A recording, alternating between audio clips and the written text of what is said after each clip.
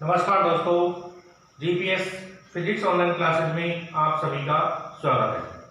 मित्रों, आज हम यहाँ पर भौतिक विज्ञान का जो अपना चौथा चैप्टर है उसका टॉपिक है संधारित्रों का संयोजन। यानी आज हम यहाँ पर संधारित्रों के संयोजन के बारे में पढ़ने वाले हैं। तो आज का अपना जो टॉपिक है बच्चों वो क्या है? संधारित्रों का संयोजन। संधारित्रों का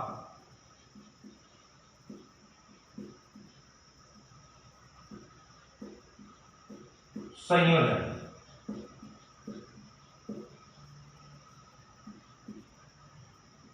यानी आज हम संधारित्रों के संयोजन के बारे में पढ़ेंगे।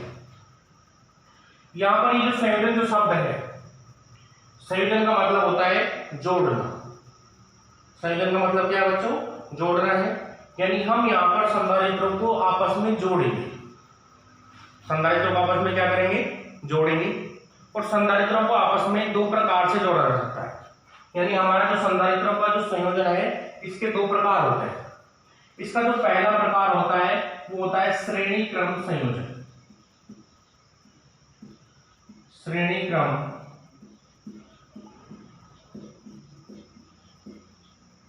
संयोजन। और इसका जो दूसरा जो प्रकार होता है बच्चों वो होता है समांतर क्रम संयोजन। दूसरा इसका जो टाइप है वो है समांतर क्रम संयोजन। यानी हम संधारित्रों को दो प्रकार से जोड़ सकते हैं। पहला जो प्रकार होता है वो कौन सा होता है मित्रों? श्रेणी क्रम संयोजन होता है। यानी संधारित्रों को श्रेणी क्रम में जोड़ सकते हैं। और दूसरा जो प्रकार होता है वो समांतर क्रम संयोजन होता है। यानी यहाँ पर संधारित्रों को समांतर क्रम में जोड़ा जाएगा। सबसे पहले हम यहाँ पर अपना जो पहला टॉपिक होगा संधारित्रों के संयोजन का वो है श्रेणी क्रम संयोजन। यानी हम सबसे पहले श्रेणी क्रम संयोजन के बारे में पढ़ेंगे। तो हमको पहला टॉपिक क्या डालना है? संधारित्रों का श्रेणी क्रम संयोजन। यानी आज हम यहाँ पर संधारित्रों के श्रेणी क्रम संयोजन के बारे में पढ़ेंगे।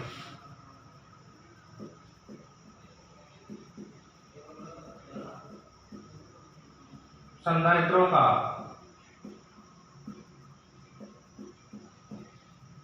श्रेणी क्रम संयोजन।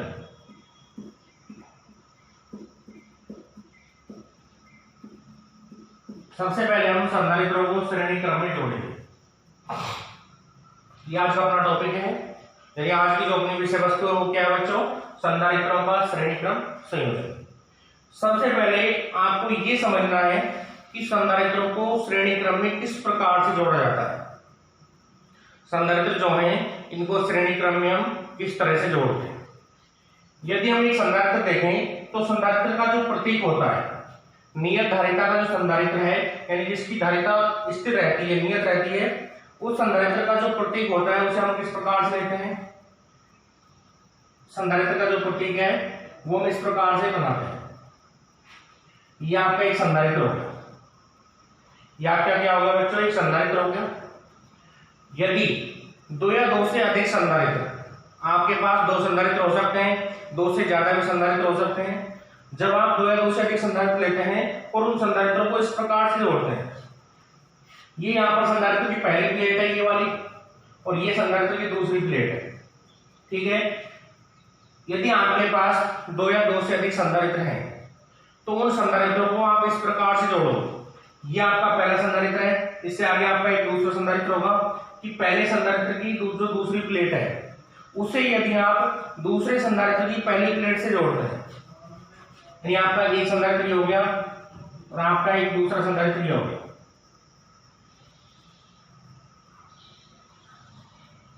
ये आपके पास दो संधारित्र हैं बच्चों, यानी ये आपके पास दो संधारित्र हैं।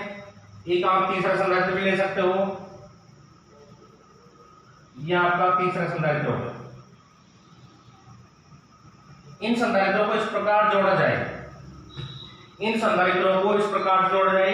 ये जो पहला संधारित्र है इसकी धारिता है C1, दूसरे संधारित्र की धारिता है C2 और तीसरा जो संधारित्र है इसकी धारिता है मित्रों C3। यानी आपके पास ये अलग अलग धारिता के तीन संधारित्र हैं। आपके पास अलग अलग धारिता के कितने संधारित्र हैं बच्चों?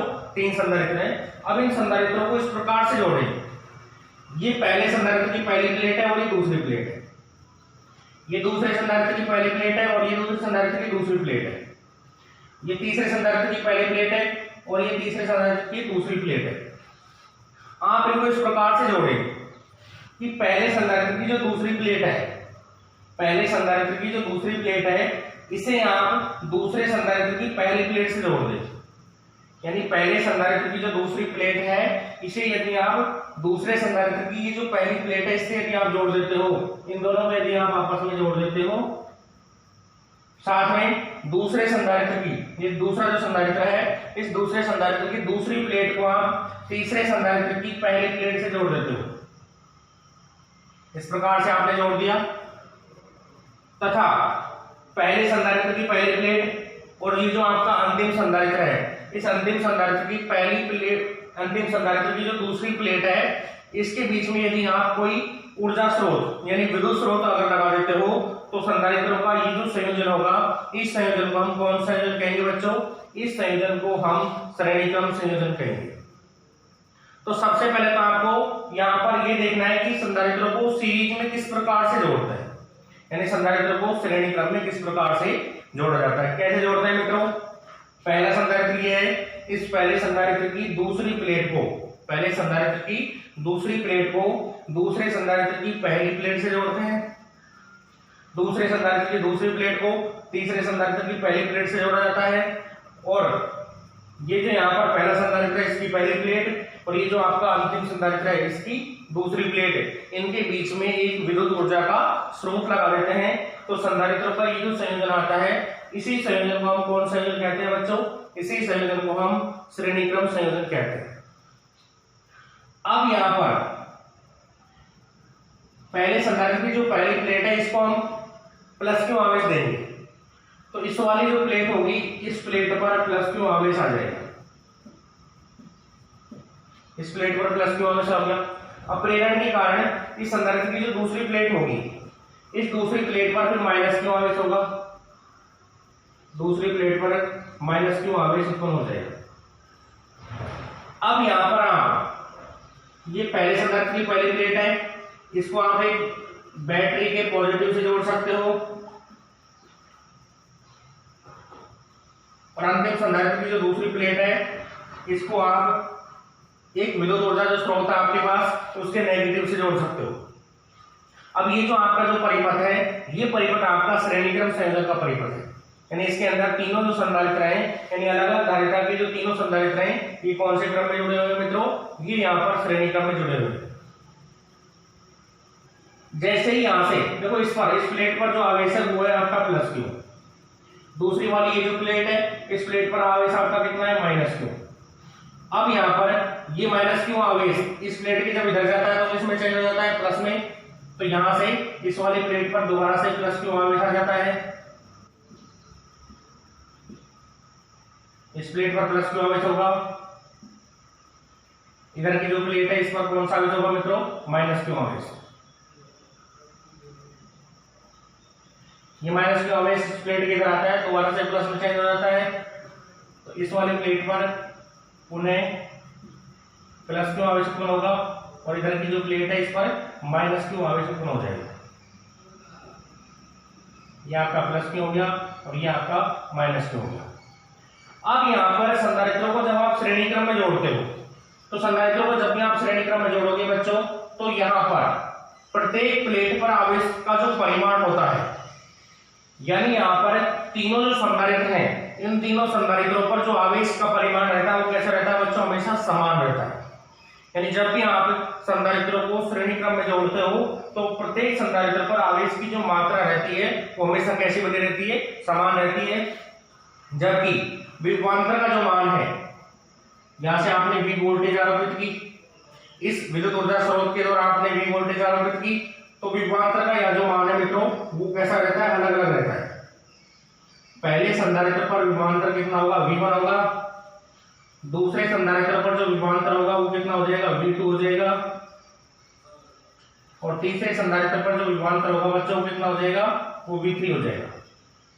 तो हम यह कह सकते हैं कि संधारित्रों को जब भी आप सीरीज में जोड़ते हो, यानी संधारित्रों का जब भी आप श्रेणी क्रम संयोजन करते हो तो श्रेणी क्रम संयोजन के अंदर प्रत्येक संधारित्र पर आवेश की मात्रा कैसी रहती है बच्चों, समान रहती है, जबकि प्रत्येक संधारित्र की प्लेटों के मध्य में जो विभवांतर होता है, प्रत्येक संधारित्र की प्लेटों के बीच जो विभवांतर होता है वो कैसा होता है बच्चों, अलग अलग होता है। यानी यहाँ पर विभवांतर कैसा होगा, अलग अलग होगा, जबकि प्रत्येक संधारित्र पर आवेश की मात्रा कैसी रहेगी, समान रहेगी। यदि यहाँ से श्रेणी क्रम संयोजन की यदि हम परिभाषा बनाना चाहें, यानी श्रेणी क्रम संयोजन के बारे में लिखना चाहें, तो श्रेणी क्रम संयोजन की परिभाषा क्या होगी, संधारित्रों का एक ऐसा संयोजन जिसमें प्रत्येक संधारित्र पर आवेश की मात्रा समान रहती है, जबकि प्रत्येक संधारित्र की प्लेटों के मध्य विभवांतर कैसा रहता है, अलग अलग रहता है। उस संयोजन को हम संधारित्रों का श्रेणी क्रम संयोजन कहते हैं। यानी संधारित्रों का एक ऐसा संयोजन, संधारित्रों का एक ऐसा संयोजन जिसमें संधारित्र प्रत्येक संधारित्र पर आवेश की मात्रा कैसी रहती है, समान रहती है, जबकि प्रत्येक संधारित्र पर जो विभवांतर है वो कैसा रहता है, अलग अलग होता है, यानी भिन्न भिन्न होता है। तो ऐसे संयोजन को ही हम कैसे संयोजन कहेंगे बच्चों, श्रेणी क्रम संयोजन कहेंगे। और इसमें जोड़ते कैसे हैं संधारित्रों को, संधारित्रों के जोड़ने के बारे में यहाँ पर हम बात करें तो संधारित्रों को किस प्रकार से जोड़ा जाता है, पहले संधारित्र की दूसरी प्लेट को, ध्यान दीजिएगा, पहले संधारित्र की जो दूसरी प्लेट है, इस दूसरी प्लेट को दूसरे संधारित्र की पहली प्लेट से जोड़ते हैं, जबकि दूसरे संधारित्र की दूसरी प्लेट को तीसरे संधारित्र की पहली प्लेट से जोड़ दिया जाता है। पहले संधारित्र की पहली प्लेट और अंतिम संधारित्र की जो दूसरी प्लेट है उनके मध्य में एक विद्युत ऊर्जा का स्रोत लगा दिया जाता है, यानी यहाँ पर हमने V वोल्टेज आरोपित कर दी है। तो इस प्रकार का जो संयोजन है, इस संयोजन को हम संधारित्रों का श्रेणी क्रम संयोजन कहेंगे। ठीक है। अब यहाँ पर यदि यहाँ पर कुल विभवांतर की बात की जाए, ये पूरा जो श्रेणी क्रम संयोजन अपना, इस पर आरोपित जो कुल वोल्टेज है वो कितनी V है, आरोपित जो कुल विभवांतर कितना है बच्चों, V है। तो कुल विभवांतर V का जो मान होगा, यानी यहाँ पर कुल विभवांतर V का जो मान होगा, यानी कुल विभव V का जो मान होगा वो V1 प्लस V2 प्लस क्या हो जाएगा, V3 हो जाएगा। यानी कुल विभव का जो मान है, कुल विभवांतर का जो मान है वो कितना हो जाएगा बच्चों, V बराबर V1 plus V2 plus V3 हो जाएगा। तो हम कह सकते हैं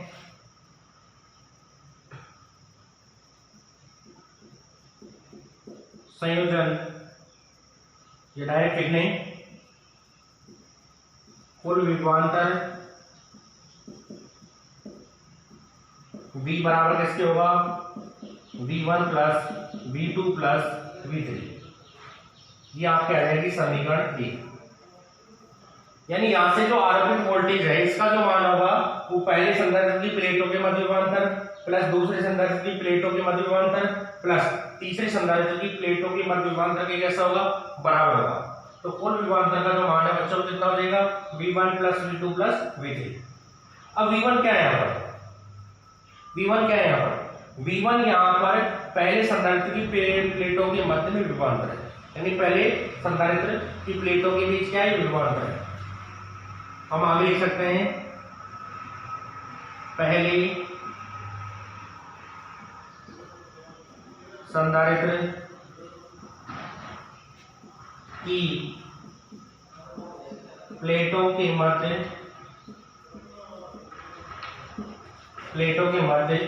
विभवांतर,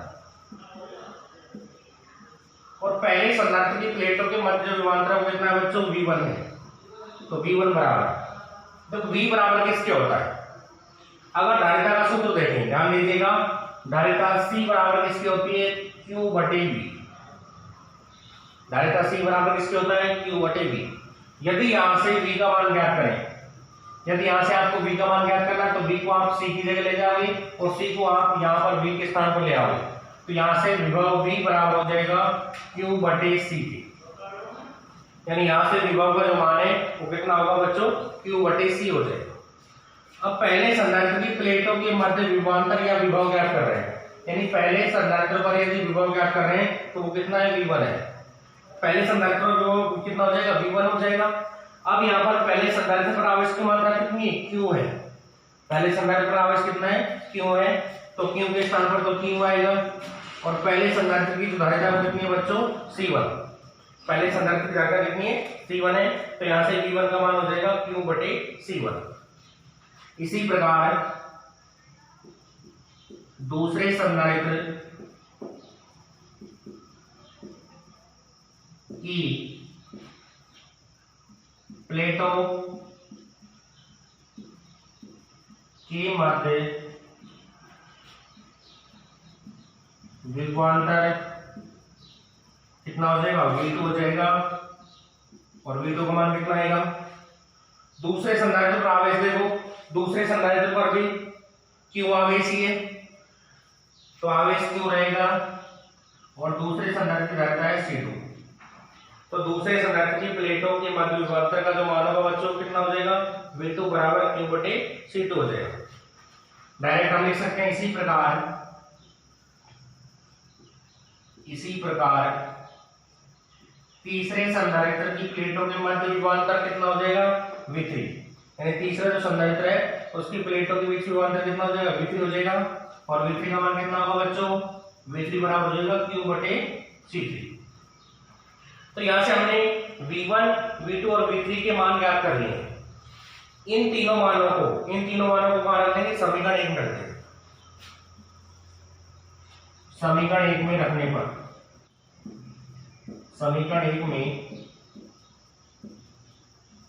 पर यदि हम इन तीनों मानों को समीकरण 1 में रखते हैं, V1 का मान समीकरण 1 में रखना है, V2 का मान भी समीकरण 1 में रखना है और V3 का मान भी यहां पर समीकरण 1 में रखना है। तो V बराबर किसके आ जाएगा, V1 का मान है Q बटे C1, V2 का मान है Q बटे C2 और V3 का मान है Q बटे C3। ये मान हमने यहाँ पर रख दिए। यहाँ से Q को मान ले सकते हैं, तो V बराबर Q को मान आ गया मित्रों 1 बटे C1 प्लस 1 बटे C2 प्लस 1 बटे C3 और यहाँ आपकी आखिरी समीकरण 2। यानी यहाँ से आपने Q कॉमन ले लिया, इन तीनों में से Q कॉमन आ रहा है, जैसे Q कॉमन लिया तो 1 बटे C1 प्लस 1 बटे C2 प्लस 1 बटे C3 यहाँ से मान प्राप्त हो गया। अब इसके बाद में क्या करना है आपको, ये जो आपका श्रेणीक्रम संयोजन है, यदि इस संयोजन की तुल्य धारिता C है, या फिर आप कह सकते हैं कि संयोजन की तुल्य धारिता क्या है, CS है। यहां तक आप इसे नोट कीजिए, फिर हम इसको आगे सोल्व करते हैं।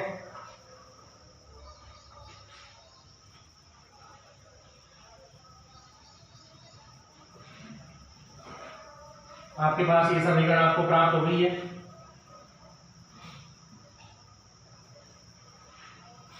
यदि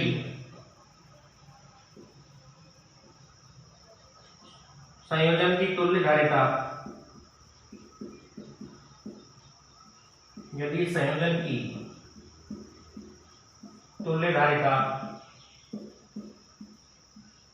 CS है, तो देखो इसका मतलब क्या है, इसका मतलब है सीरीज यानी श्रेणीक्रम। संयोजन की तुल्य धारिता आपने CS मान ली है। अगर संयोजन की तुल्य धारिता कितनी है, CS है, तो यदि यहाँ पर संयोजन की तुल्य धारिता CS है तो CS बराबर हो जाएगा Q बटे V के। इस सूत्र से ले रहे हैं, CS बराबर हो जाएगा Q बटे V। धारिता का सूत्र होता है C बराबर Q बटे V, तो CS बराबर Q बटे V होगा। तो यहाँ पर V का मान ज्ञात करेंगे तो V बराबर Q बटे क्या आ जाएगा, CS आ जाएगा। तो हम लिख सकते हैं विभवांतर, या फिर हम लिख सकते हैं कुल विभव। तो विभवांतर V बराबर हो जाएगा मित्रों Q बटे CS। और इस समीकरण कौन सी हो जाएगी, 3। समीकरण 3 से V का मान कहां रख दो, समीकरण 2 के अंदर रख दो। समीकरण 3 से मान समीकरण 2 में रखने पर, यानी जैसे ही समीकरण 3 से V का मान हम समीकरण 2 में रखेंगे क्या मान आएगा, यानी यहां पर आपको V की जगह Q बटे CS रखना है। इस स्थान पर आपको V की जगह क्या रखना है, Q बटे CS रखना है। तो मान क्या आ जाएगा, Q बटे CS बराबर Q इंटू 1 बटे C1 प्लस 1 बटे C2 प्लस 1 बटे C3। Q से Q बढ़ जाएगा, क्या बचेगा, 1 बटे CS बराबर 1 बटे C1 प्लस 1 बटे C2 प्लस 1 बटे C3। यानी यहां से संयोजन की तुल्य धारिता का जो व्युत्क्रम होगा, देखो 1/CS क्या है यहाँ पर, ये जो आपका श्रेणी क्रम जो संयोजन है, इस संयोजन की तुल्य धारिता का क्या है, व्युत्क्रम यानी उल्टा है। 1/CS लिखा हुआ है तो 1/CS क्या है, संयोजन की, श्रेणी क्रम संयोजन की तुल्य धारिता का ये व्युत्क्रम है। तो श्रेणी क्रम संयोजन की तुल्य धारिता का जो व्युत्क्रम आता है, उस संयोजन में लगे संधारित्रों की धारिताओं के व्युत्क्रमों के योग के कैसा आता है, बराबर आता है। तो हम यहां से कह सकते हैं, देखो 1/C1 क्या है, यहाँ पर पहले संधारित्र की धारिता का व्युत्क्रम है, 1/C2 क्या है, दूसरे संधारित्र की धारिता का व्युत्क्रम है, और 1/C3 क्या है, तीसरे संधारित्र की धारिता का व्युत्क्रम है। यानी श्रेणी क्रम संयोजन में तुल्य धारिता का जो व्युत्क्रम होता है, ये लाइन हम नीचे लिख सकते हैं कि श्रेणी क्रम संयोजन के अंदर तुल्य धारिता का जो व्युत्क्रम होता है, उस संयोजन में लगे सभी संधारित्रों की धारिताओं के व्युत्क्रमों के योग के कैसा आता है, बराबर आता है। तो इस तरह से हम यहाँ पर 1/CS का जो मान है वो ज्ञात कर सकते हैं। इससे आगे यदि हम चलें, आपको यहाँ तक ये ऐसा कैसा पूरा नोट करना है। यदि हम इससे और आगे बढ़े, इस संयोजन के अंदर यदि n संधारित्र लगे हुए हैं, इससे यदि हम और आगे सॉल्व करते हैं इसको, यदि C1, C2, C3 and so on Cn धारिता की संधारित्र C1, C2, C3 and so on Cn धारिता के संधारित्र श्रेणी क्रम में जोड़े हैं, तो क्या आ जाएगा, तुल्य धारिता का व्युत्क्रम क्या होगा, 1/CS, इसका मान किसके बराबर होगा, 1/C1 plus 1/C2 plus 1/C3 plus आ जाएगा एंड सब होना जाएगा प्लस 1/Cn। यानी जब आप n संधारित्रों को सीरीज में जोड़ते हो, तो n संधारित्रों को सीरीज में जोड़ने पर जो तुल्य धारिता का जो व्युत्क्रम आता है, यानी 1/CS का जो मान आता है वो 1/C1 plus 1/C2 plus 1/C3 plus and so on plus 1/Cn आता है। तो n संधारित्रों को जोड़ने पर आपके पास ये वाला सूत्र प्राप्त हो जाएगा। तो इस तरह से हम यहाँ पर संधारित्रों के श्रेणी क्रम संयोजन में तुल्य धारिता का जो मान है या तुल्य धारिता का जो व्युत्क्रम आता है वो हम यहाँ से ज्ञात कर सकते हैं। इसके बाद में यहाँ पर कुछ हमको नोट डालने हैं कि संधारित्रों को जो श्रेणी क्रम में जोड़ते हैं तो किस प्रकार की स्थिति होती है, यानी यहाँ पर विभव का मान कैसा होता है या आवेश का मान कैसा होता है, इनके अकॉर्डिंग हमको क्या करना है मित्रों, यहाँ पर कुछ नोट डालना है। ठीक है, तो इसे यहाँ तक नोट कीजिएगा। इसके बाद में हम यहाँ पर स्थिति फर्स्ट लेते हैं।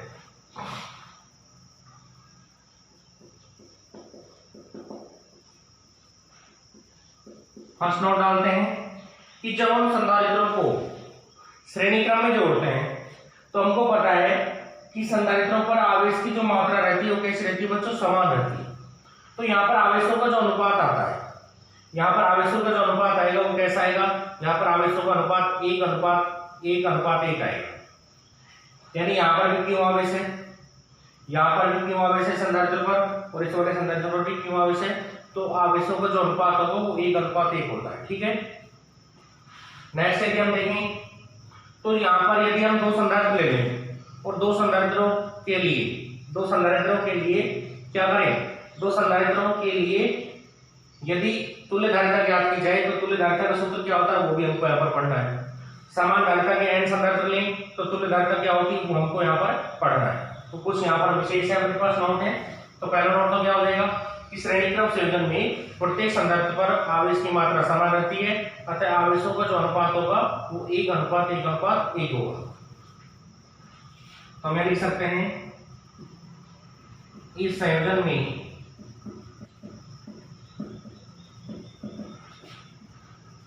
आवेशों का अनुपात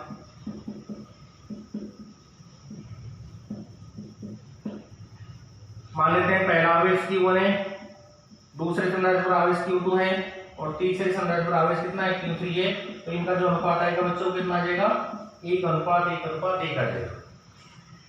Q1 का मान Q के बराबर है, Q2 का मान भी Q के बराबर है, Q3 का मान भी Q के बराबर है। तो इनका जो अनुपात होगा वो कितना होगा, 1:1:1 आ जाएगा। ठीक है, तो यानी श्रेणी क्रम संयोजन के अंदर जो आवेशों का अनुपात आता है, संधारित्र पर आवेशों का जो अनुपात होता है वो 1:1:1 होता है।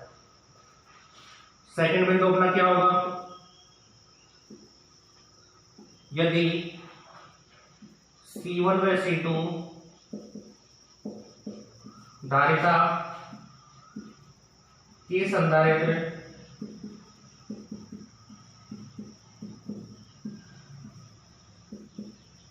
श्रेणी क्रम में जुड़े हैं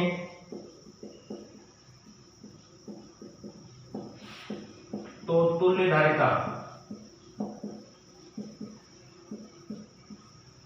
देखो अगर C1 C2 धारिता के संधारित्र की श्रेणी क्रम में जुड़े हैं तो तुल्य धारिता क्या होगी, CS हो जाएगी। या फिर यहां पर हम तुल्य धारिता के लिए व्युत्क्रम लेते हैं तो सूत्र आता है 1/CS, ये होता है, इधर देख लेते हैं हम, 1/CS बराबर 1/C1 प्लस 1/C2 होता है। यहाँ पर इनका लघुत्तम लिया, क्या आ गया बच्चों, C1 C2 आ गया। इन दोनों का जब लघुत्तम लेंगे C1 C2 आ जाएगा। C1 का इसे भाग दिया, C2 बच गया, तो ये C2 प्लस C1 आ गया। तो 1/CS का मान तो हो गया C2 प्लस C1।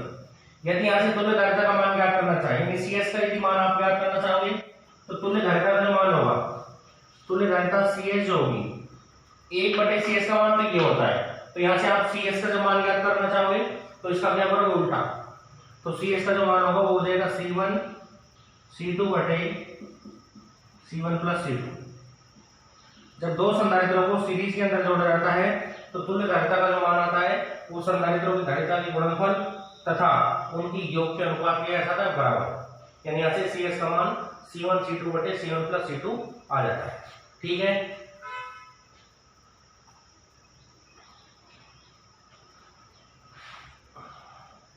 नोट कर रखो।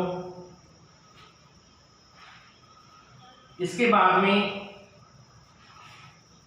यदि अपने पास C धारिता के n संधारित्र सीरीज में लगे हैं, यदि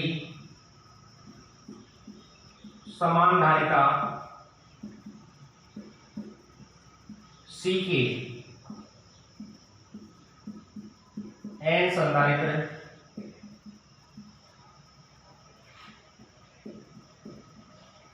श्रेणी क्रम में जुड़े हैं तो तुल्य धारिता CS का जो मान होता है वो C/n आता है। याद रखना है बच्चों आपको कि जब समान धारिता के n जो संधारित्र हैं उनको जब हम श्रेणी क्रम में जोड़ते हैं तो उनकी जो तुल्य धारिता आती है CS, उसका जो मान होता है वो C/n होता है। कितना होता है, C/n होता है। अभी आता कैसे ये आपको देखना है। n संधारित्रों को श्रेणी क्रम में जोड़ रहे हैं, 1/CS बराबर किसके होता है, 1/C1 plus 1/C2 plus 1/C3 और प्लस में 1/CN। n संधारित्रों के लिए जो सूत्र आता है, n संधारित्रों के लिए सूत्र क्या होता है, 1/CS बराबर 1/C1 plus 1/C2 plus 1/C3 plus and so on plus 1/CN। यहाँ पर प्रत्येक संधारित्र धारिता कैसी है, बराबर है। यहाँ पर क्या है, C1 बराबर C2 बराबर C3 और बराबर किसके, CN के। और इसको आपने क्या मान लिया, C मान लिया। इसको आपने क्या मान लिया बच्चों, C मान लिया। तो 1/CS क्या आ जाएगा, 1/CS बराबर 1/C plus 1/C plus 1/C last में आ जाएगा प्लस 1/C। ये मान होंगे। लघुत्तम क्या आएगा बच्चों, C आ जाएगा। C लघुत्तम हो गया 1 प्लस 1 प्लस 1 प्लस 1। कितनी बार जोड़ोगे आप, n बार। एक जब आप एक और एक 3 बार एक जोड़ते हो 3 आता है। जब n बार जोड़ोगे क्या आएगा बच्चों, n आ जाएगा। यानी देखो 1 प्लस 1 प्लस 1 3 बार जोड़ा 3 आ गया। यदि एक को आप n बार जोड़ते हो, कितनी बार जोड़ते हो, n बार जोड़ते हो तो क्या आ जाएगा, यानी 1 प्लस 1 प्लस 1 प्लस 1। कितनी बार जोड़ा, n बार जोड़ा, तो इन सब का जो योग होगा वो कितना हो जाएगा, n हो जाएगा। तो हम यहां पर लिख सकते हैं n/c, 1/CS n/c होता है। तो यहां से जब आप CS का मान ज्ञात करोगे तो ये हो जाएगा C/n। जब आप यहाँ से सी एस का मान करते हो क्या आ जाएगा मित्रों, C/n आ जाएगा। तो इस तरह से यहाँ पर इस संयोजन की तुल्यधारिता C/n आती है। ठीक है, इस तरह से हम समान धारिता के इन संधारित्रों को जोड़ करके तुल्यधारिता ज्ञात कर सकते हैं। उसका सूत्र क्या आता है, डायरेक्ट आपको याद रखना है, CS बराबर C/n होता है। अब इसमें हम एक चित्र बनाते हैं कि जब किसी संधारित्र की प्लेटों के मध्य में, किसी संधारित्र की प्लेटों के मध्य में अलग अलग परावर्तकांक पदार्थ जो है अगर वो समांतर रखे हुए हैं तो धारिता का मान कितना होगा। यदि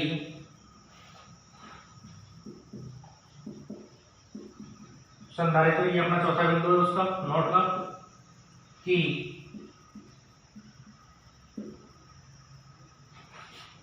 प्लेटों के मध्य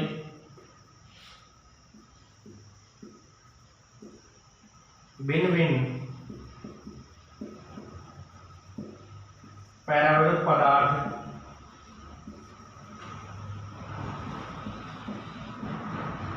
समांतर भरे हों तो अलग अलग परावर्तक जो पदार्थ हो कैसे भरे बच्चों, समांतर भरे हुए, तो धारिता का मान कितना होगा ये हमको ज्ञात करना है। अपना चित्र कैसे हो जाएगा थोड़ा ध्यान दीजिएगा। कई बार यहां से चित्र दे करके भी आपसे तुल्य धारिता पूछ सकता है। यहाँ पे एक संधारित्र है, ठीक है, ये पहली प्लेट है संधारित्र की और ये इसकी दूसरी प्लेट है। पहली प्लेट पर आवेश की मात्रा है, पहली प्लेट पर जो आवेश की मात्रा है बच्चों कितनी है, +q, और दूसरी प्लेट पर आवेश की मात्रा होगी -q, यानी इस प्लेट पर आवेश है प्लस का,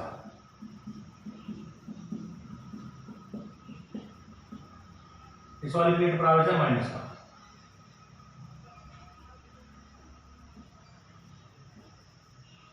ये संधारित्र आपके पास।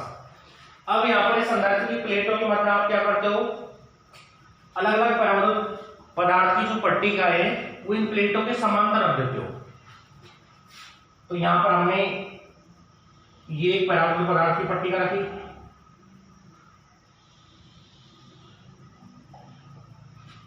इस परावर्तक पदार्थ की जो पट्टिका है इसकी मोटाई हमने ले ली T1, इस पट्टिका की मोटाई T1 ले ली। एक यहां पर एक दूसरी परावर्तक पदार्थ की पट्टिका है, उसकी मोटाई हमने ले ली T2, ये दूसरी पदार्थ की पट्टिका हो गई।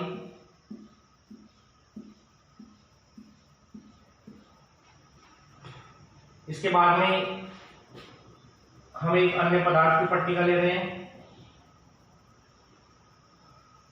इस पदार्थ की जो पट्टिका है इसकी मोटाई हमने कुछ अलग ले ली, इसकी हो गई T3। n पट्टिकाएं हम यहां पर ले सकते हैं, n पट्टिकाएं ले सकते हैं। यहां पर हमने कुछ जगह छोड़ी और जगह छोड़ करके एक यहां पर n की पट्टिका रख दी, इस पट्टिका की मोटाई है Tn, ठीक है।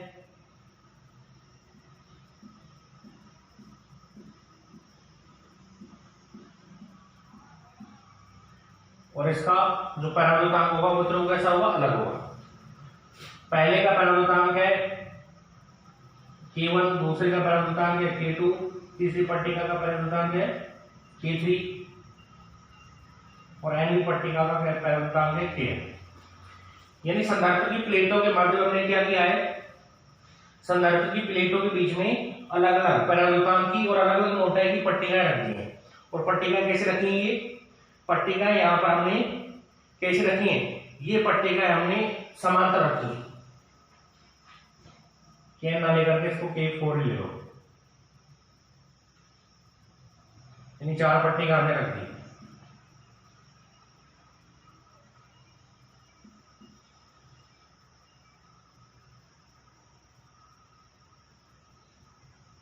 ये हमने यहाँ पर 4 पट्टिका रखी।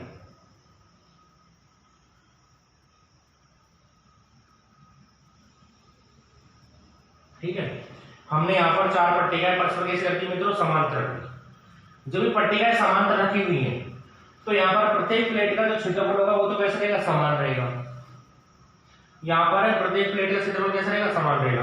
यानी हम यहाँ पर इन चित्रों को इस प्रकार से बना सकते हैं। ये आपकी पहली प्लेट हो गई, ये आपकी पहली प्लेट हो गई, यहां से लेकर के और यहां तक जो पैराबोलिक माध्यम भरा हुआ है, समांतर जो भरा हुआ है, ये पहले संदर्भ की तरह कार्य करेगा। किसकी तरह कार्य करेगा, एक पहले संदर्भ की तरह कार्य करेगा। तो ये आपका पहला संदर्भ होगा। यहां से लेकर के यहां तक आपका दूसरा संदर्भ की तरह कार्य करेगा। तो ये आपका दूसरा संदर्भ हो गया। यहां से लेकर के यहां तक तीसरी जो मोटाई है पूरी, ये आपका तीसरे संदर्भ की तरह कार्य करेगा। तो ये आपका तीसरा संदर्भ हो गया। यानी जब भी पैराबोलिक जो पदार्थ है, पैराबोलिक जो पदार्थ है आपके, अगर वो प्लेटों के समांतर रखे हुए हैं तो ये जो पैराबोलिक जो पदार्थ हैं ये परस्पर श्रेणी क्रम में लगी हुई अलग अलग संधारित्रों की तरह क्या करते हैं, व्यवहार करते हैं। तो पहली जो पट्टिका है यानी केवल पैराबोलिक की जो पट्टिका है ये आपका पहले संदर्भ की तरह व्यवहार करेगा। यहां पर प्लेट का क्षेत्रफल कैसा रहेगा, समान रहेगा सबका। तो क्षेत्रफल तो सब प्लेटों का या सब संधारित्रों का कैसा रहेगा, समान रहेगा। जबकि इनकी प्लेटों के मध्य की दूरी कैसी होगी, अलग अलग। यहां पर दूरी हो जाएगी T1, यहां पर दूरी हो जाएगी T2, यहां पर प्लेटों के मध्य की जो दूरी हो जाएगी वो T3 हो जाएगी और यहां पर हो जाएगी T4। अब यहां पर जो पैराबोलिक भरे हैं प्लेटों के मध्य, यहाँ जो पैराबोलिक भरे हुए हैं, ये पैराबोलिक, इस पैराबोलिक का मान हो जाएगा K1। पैराबोलिक जो पदार्थ भरे पहले का पैराबोलिक कितना है, K1 है। दूसरे का पैराबोलिक कितना है मित्रों, दूसरे वाले का कितना है, इसका K2 है। तीसरे वाले का कितना है, तीसरे वाले का K3 है। और चौथे वाले का कितना है, चौथे वाले का क्या है, K4। तो इस प्रकार के संयोजन की तरह ये संधारित्र कार्य करेगा। यानी ये जो संधारित्र है, इस संधारित्र की प्लेटों के माध्यम में जब अलग अलग पैराबोलिक की अलग अलग मोटाई की जो पट्टिकाएं समांतर जब प्लेटों में रखी गई थी, तो ये यहाँ पर चार संधारित्रों के श्रेणी क्रम की तरह क्या करेगा, व्यवहार करेगा। तो यहाँ पर आपको चार संधारित्रों के श्रेणी क्रम के सूत्र के अकॉर्डिंग आपको क्या करना है, इनकी धारिता ज्ञात करनी है और धारिता ज्ञात करके आपको यहाँ पर तुल्य धारिता का मान ज्ञात करना है। तो यहाँ पर तुल्य धारिता क्या होगी बच्चों, तुल्य धारिता सूत्र क्या होता है, 1/CS बराबर 1/C1 plus 1/C2 plus 1/C3 plus 1/C4। ये तुल्य धारिता का सूत्र होगा। अब ये आपका पहला संधारित्र है। पहले संधारित्र की प्लेटों के बीच की दूरी T1 है, क्योंकि यहाँ पर पैराबोलिक जो पट्टिका थी उसकी मोटाई T1 थी, तो यहाँ पर प्लेटों के बीच की दूरी T1 होगी। ठीक है, संधारित्र की धारिता का सूत्र क्या होता है, C बराबर होता है A/0/D। ये तो होता है निर्वात में। ये क्या होता है मित्रों, निर्वात के अंदर यदि माध्यम के अंदर, यहाँ पर देखो केवल पैराबोलिक का माध्यम भरा हुआ है, यहाँ पर केवल पैराबोलिक का माध्यम भरा हुआ है, तो इस स्थिति में संधारित्र की धारिता क्या होगी, इससे हम क्या किससे गुणा कर देंगे, K1 से, तो ये C1 हो जाएगा। निर्वात के अंदर संधारित्र की धारिता क्या होती है, A/0/D होती है।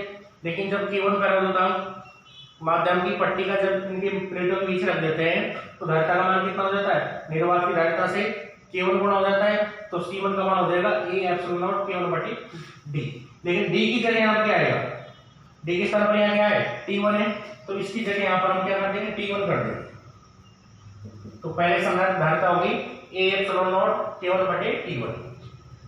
तो 1/CS बराबर हो जाएगा 1/K1 ε0 A/T1 प्लस दूसरे संधारित्र की अगर धारिता देखें तो यहाँ पर माध्यम का पैराबोलिक कितना बच्चों, K2 है। दूसरे संधारित्र धारिता क्या हो जाएगी, C2 बराबर A/0 K2/,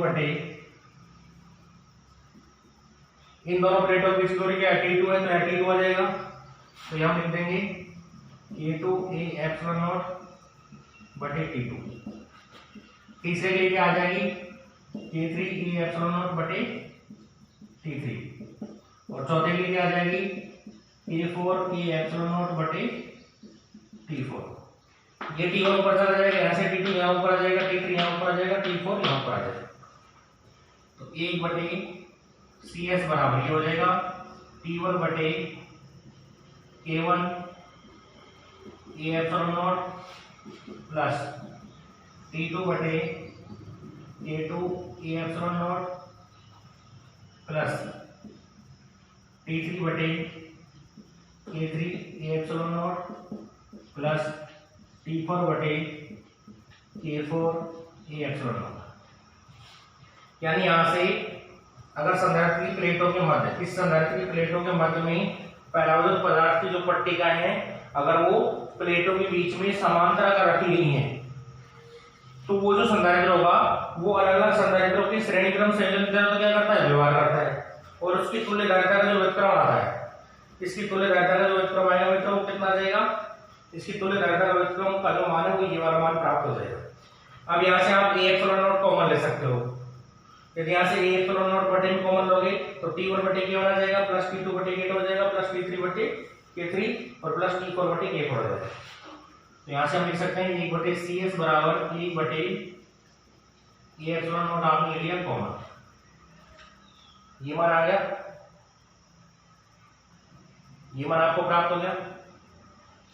और आगे वैल्यू क्या आएगी मित्रों,